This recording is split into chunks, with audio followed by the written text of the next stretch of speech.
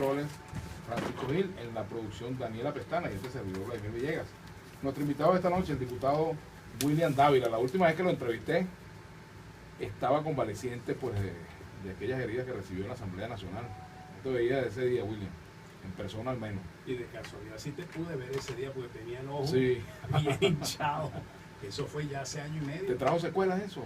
Mira, me quedó como caído hacia el párpado, y a veces siento un dolor aquí, una puya, ¿no? Una molestia. Sí, una molestia, fueron 18 puntos, ¿no? Claro. A estas alturas ni siquiera todavía me han entregado el video que lo solicitó la Fiscalía, porque ellos abrieron una investigación de oficio, no lo han entregado todavía, y se han hecho, vamos a decirte, como decimos allá en mi tierra, los policías de Valera. No han querido entregarlo. Me han dicho pues, que más o menos saben quién fue, ¿no? O sea que siempre le dicen a uno una cosa.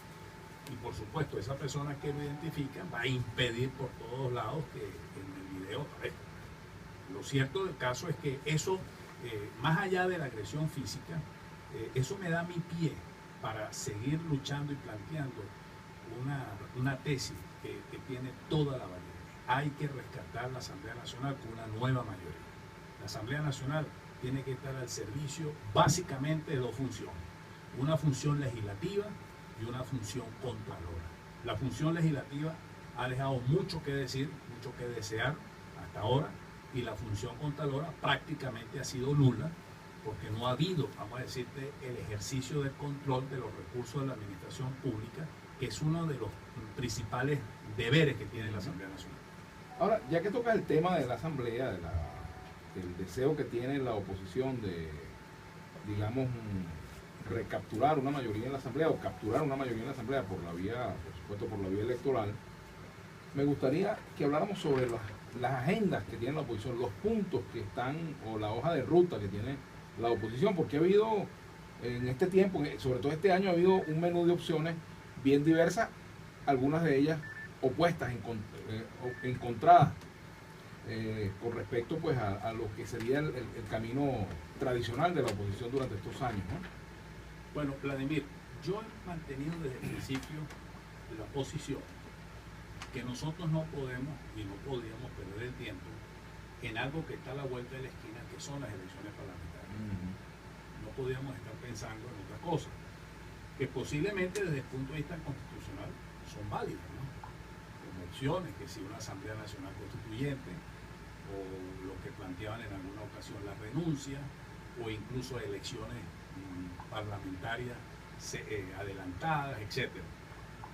Pero había algo que nosotros, si esas opciones estaban allí en la agenda de algunas personas, en algunos sectores dentro de la oposición, no podíamos entonces dejar de lado una que está a la vuelta de la esquina, que son las elecciones parlamentarias.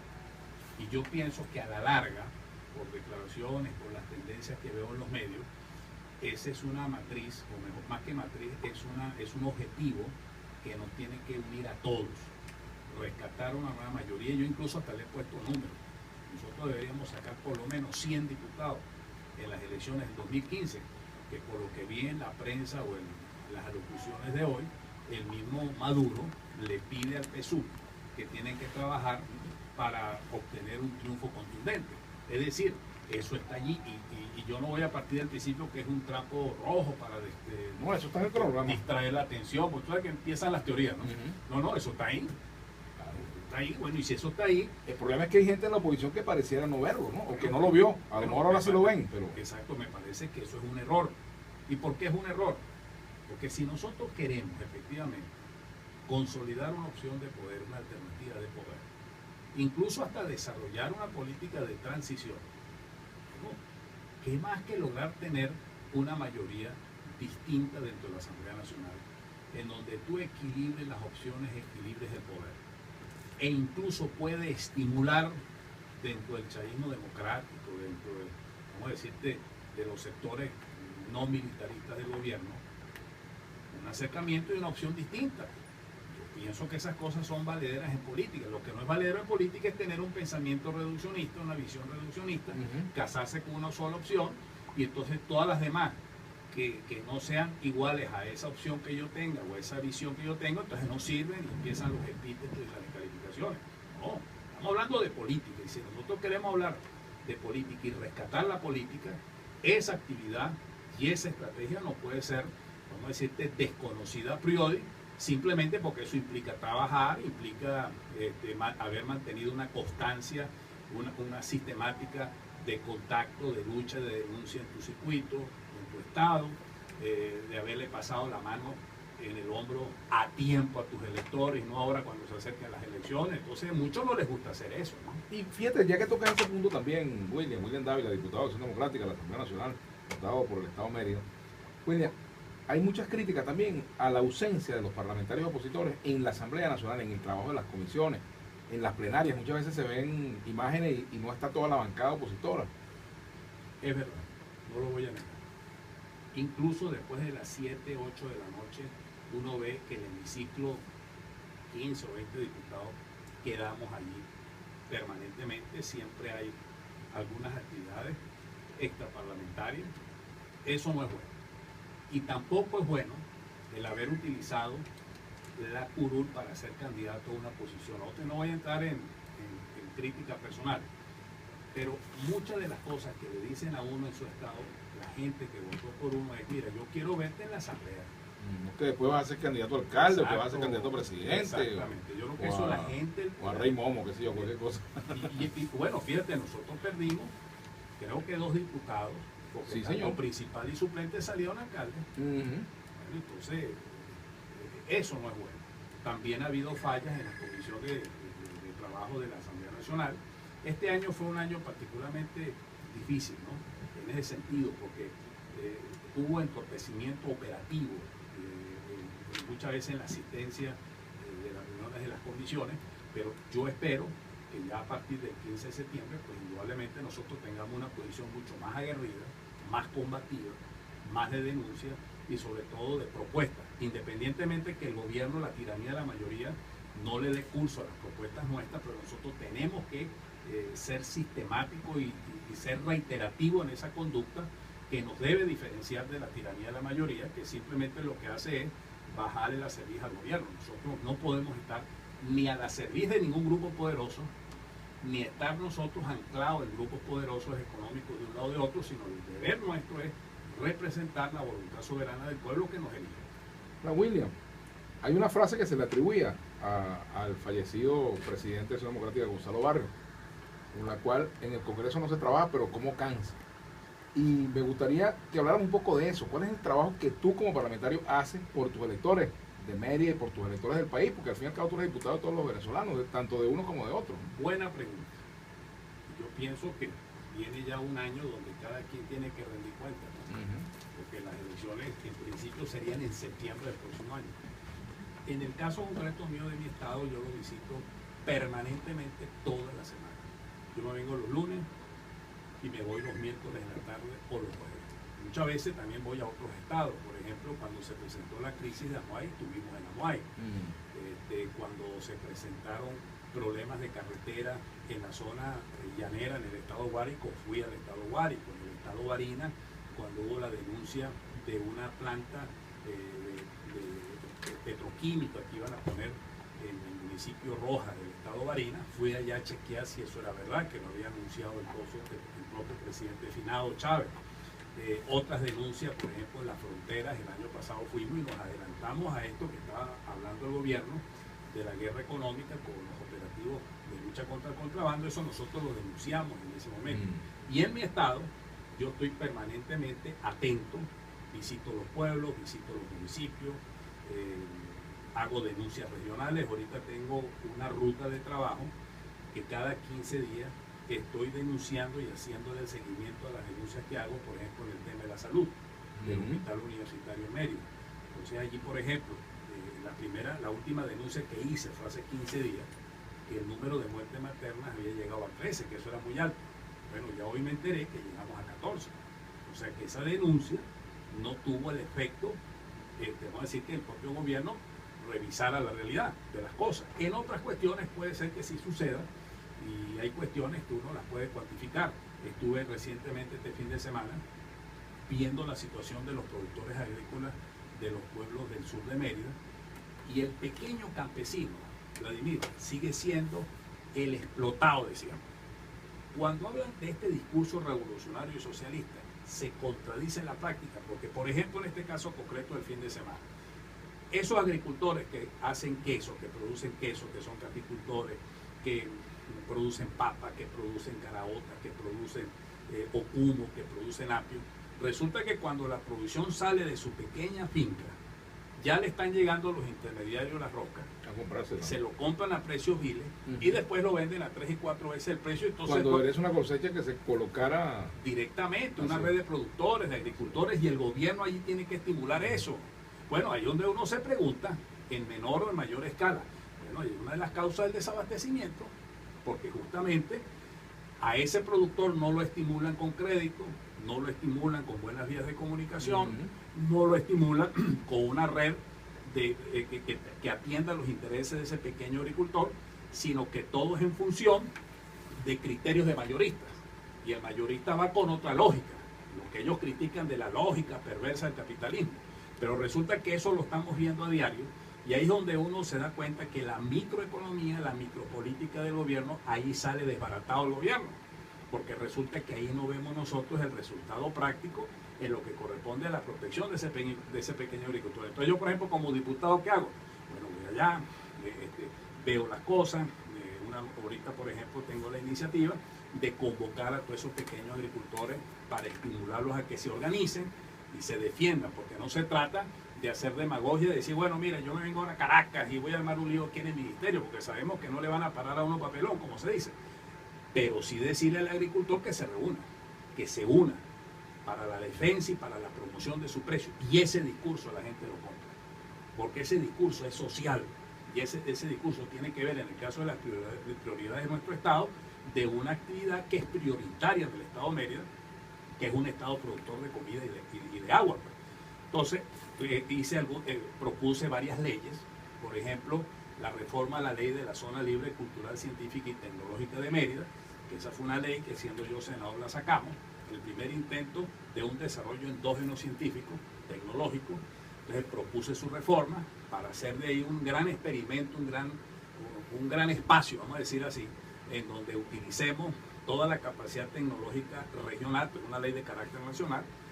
Esa ley la propusimos, esa reforma. Igualmente propuse otra ley, un proyecto de ley orgánica para garantizar el acceso a la información. Eso es muy importante, el acceso a la información pública y a la información privada. Que de hecho, por cierto, William Dávila, nuestro entrevistado, está en la Constitución ese derecho. Exactamente, entonces yo propuse una ley que desarrollara eso. Participé activamente en la ley de telesalud o telemedicina y de software libre. Igualmente en ese proyecto de ley participé activamente, incluso me incorporé a muchas mesas de trabajo organizadas por el propio gobierno, por la propia mayoría del PSUV. Ahí participamos activamente y, por supuesto, he hecho propuestas, vamos a decirte, de acuerdos, que también forma parte de la función legislativa, dentro de una estrategia que pusimos cuando salimos electos y se lo propusimos al electorado, de fortalecer y recuperar la memoria histórica. Como dice en el caso de líderes de mi partido de Acción Democrática que murieron en la lucha contra Pérez Jiménez, en el caso de Alberto Carnaval, de Pineda, cuando murió Simón Alberto González, José Agustín Catalá, el mismo Domingo Alberto Rangel, los acuerdos, por ejemplo, de reconocimiento de la Asamblea Nacional a la elevación o a la canonización de Juan Pablo II y Juan XXIII recientemente. Eso fue una propuesta nuestra, ese acuerdo lo sacamos. Cuando salió designado Juan Pablo, el Papa Fernando como tal, Francisco, perdón, sí, como tal, igualmente ese acuerdo. Ese no ha llegado todavía, ese otro Papa. Exactamente. Bueno, dice que después de 3 años, porque tiene 77 años, caramba, que se siente más nunca sabe, sí. Bueno, pero mira, y en una serie de créditos adicionales he estado muy pendiente. O sea, que tú eres un parlamentario que trabaja, estás ahí pegado todo el tiempo. Y también cumplo mi deber como militante de Acción Democrática. Hablando de eso, no vengo aquí ahora a decir, no, que tú sabes que uno sale electo, pero los partidos no sirven, no. Yo salí electo porque la base de mi partido y todo mi partido, pues se incorporó a trabajar en mi estado. Yo soy candidato y por supuesto la unidad. Cumplo mis deberes como dirigente del partido, asisto a las reuniones. ¿Tú eres miembro del CEN? Sí, formo parte del CEN, a las tareas que me ponen, por ejemplo, vamos a decirte, de rescate de los comités locales, que es una estrategia que se está desarrollando ahorita en el partido, y las tareas que me ponen a nivel regional e internacionalmente, como formo parte de la Comisión de Política Exterior, pues he salido al exterior y he llevado la voz de la denuncia, sobre todo en materia de derechos humanos. Fui recibido en el Parlamento mexicano, fui recibido en el Parlamento peruano, en el Parlamento colombiano, fui al Parlamento andino, llevé informes sobre la violación de derechos humanos, y no solamente ahorita, lo hice el año pasado, cuando se produjo el golpe parlamentario, cuando nos agredieron, y lo hice este año también llevando una información objetiva y con exposiciones públicas que están en internet, que ustedes pueden chequearlo, en actos públicos donde me han invitado, por ejemplo, el caso del APRA, cuando hubo ahorita en febrero se cumplieron años del nacimiento de Aya de la Torre, yo fui uno de los oradores, y sobre todo en ese caso, llevando adelante, más que una línea oposicionista, es llevando adelante una presencia de dignidad del parlamentario venezolano, y con mucho orgullo defendiendo mi estado y representando mi estado. He estado muy pendiente de defender la autonomía universitaria, que es un pivote fundamental de Mérida, la Universidad de los Andes, y haciendo propuestas. Por cierto, ¿cómo está el gobierno, el gobierno regional en Mérida? ¿Cuál es el balance de la gestión del gobernador y del alcalde también? El gobernador del PSUV y el alcalde de Primera Justicia. Bueno, mira, fíjate tú, que en el caso del gobernador, ahorita he visto que esta cuestión de las fiestas del asfalto han asfaltado algunas vías de comunicación, por ejemplo la vía que va de Mérida al Vigía, eso lo están asfaltando, ya la asfaltaron, pero creo que les ha faltado más iniciativa, teniendo la mayoría en todo y teniendo el gobierno, y permanentemente se le vive aprobando créditos adicionales aquí en Caracas.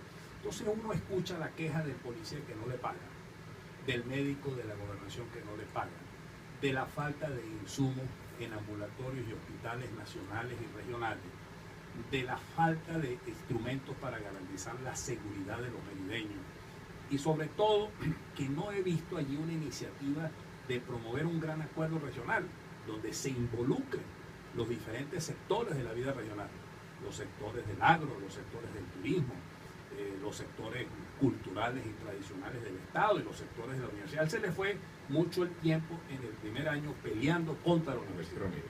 Entonces, ahí perdió mucho tiempo. Y ahorita ya tiene el agua al cuello y tiene que salir para adelante.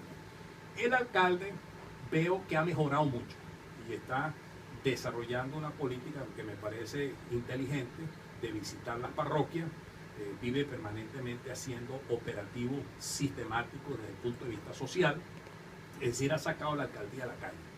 Eso me parece a mí positivo, no se ha quedado enclavado en las cuatro paredes de la alcaldía, y en general he visto que los alcaldes están desarrollando esas actividades, es decir, si hay una emergencia, ahí está el alcalde, hay un derrumbe, ahí está el alcalde, hay una presencia, de manera tal de que en medio de todas las limitaciones económicas, en donde la descentralización no es una prioridad hoy día, pues ser alcalde no es fácil. Por supuesto, ser gobernador o alcalde del oficialismo es mucho más fácil, porque van a tener recursos y van a tener la protección del gobierno. Y ahí es donde yo critico que teniendo esa ventaja no le sacan provecho a esa posición dominante, como llaman algunos economistas, la situación en beneficio del Estado. Nos quedan unos minuticos, William Dávila, nuestro entrevistado. No quiero dejar de tocar el tema del abastecimiento. ¿Cómo está eso en Mérida? El abastecimiento. ¿Qué opinas del tema del establecimiento de Cartahuella? ¿Cómo está el contrabando? Bueno, mira, Mérida es un estado cercano a la frontera, por eso te lo pregunto. No somos un estado fronterizo, pero sí ve uno a cualquier hora del día las gandolas full de gasolina y los camiones llenos de comida que pasan frente a las alcabalas. Por otra parte, uno ve de repente que venden papel toalé y leche en puntos cercanos a las alcabalas. ¿Cómo se explica eso? O sea, ¿quién protege eso? ¿Dónde está el control del Estado para evitar que una gandola que le caben 30 o 40 mil litros de gasolina pase a cualquier hora del día o de la noche? De manera tal de que este operativo, que ahora lo van a circunscribir en el caso de la Cartahuella, en la frontera, para supuestamente controlar el contrabando, bueno, pues tendrían que tener, no sé qué, un tanque de guerra en cada alcabala para bombardear o tirarle un mortero a cada gandola que pase. Porque ya no es un problema de Cartahuella, es que pasan gandolas full de comida. Tú vas a los mercados de Cúcuta y tú encuentras ahí las alacenas llenas de harina pan. Y la gasolina, bueno, se vende a plena luz del día cuando tú pasas del norte de Santander hacia Cúcuta. Entonces, ahí hay un problema estructural, y yo hice una propuesta en la última reunión de la Comisión de Política Exterior y la hice en el plenario.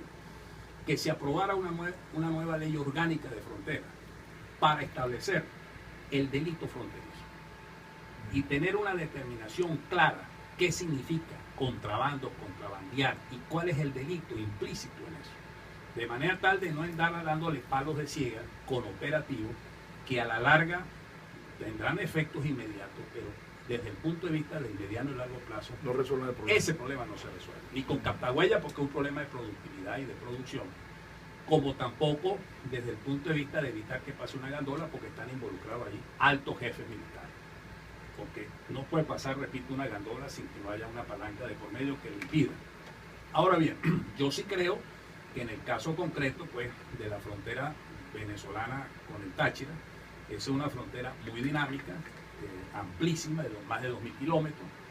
Ahí se necesita tener una política realmente social, desarrollar, tener imaginación y creatividad para atacar este problema desde el punto de vista del desarrollo económico y social que deben de existir entre los dos países, Colombia y Venezuela, y sobre todo desde el punto de vista de la frontera, de lo que significa una frontera, de lo que significa desde el punto de vista ya de muchas cosas involucradas por herencia y por tradición y por familia.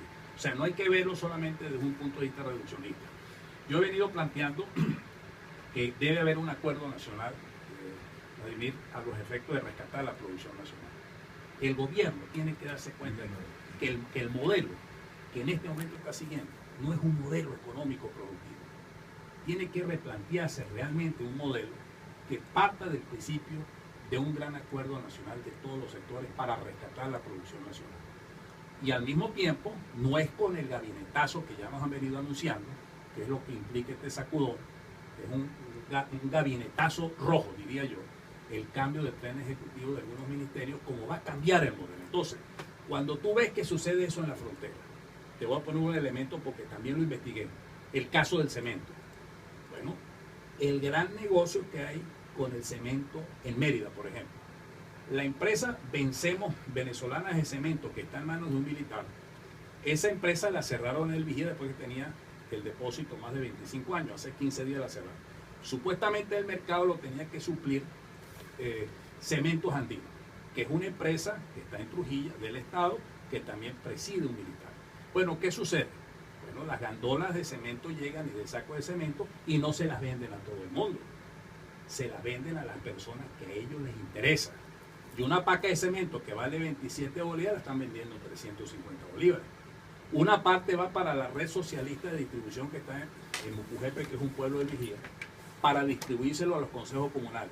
Pero igualmente, todos esos consejos comunales, no todos cumplen la labor social con la paca de cemento, sino que terminan revendiéndolo. Entonces tú ves que es toda una red de cosas que suceden con la comida, con la gasolina, con el cemento.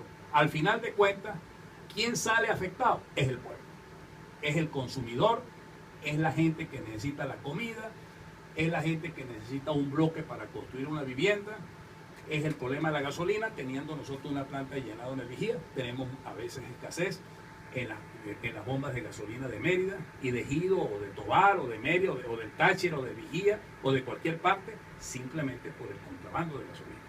Bueno, William, te agradezco mucho que nos haya acompañado. William Dávila, diputado de la Asamblea Nacional por el Partido Acción Democrática. Y a ustedes, queridos amigos, los invitamos para que sigan en sintonía de Unión Radio y también de la entrevista.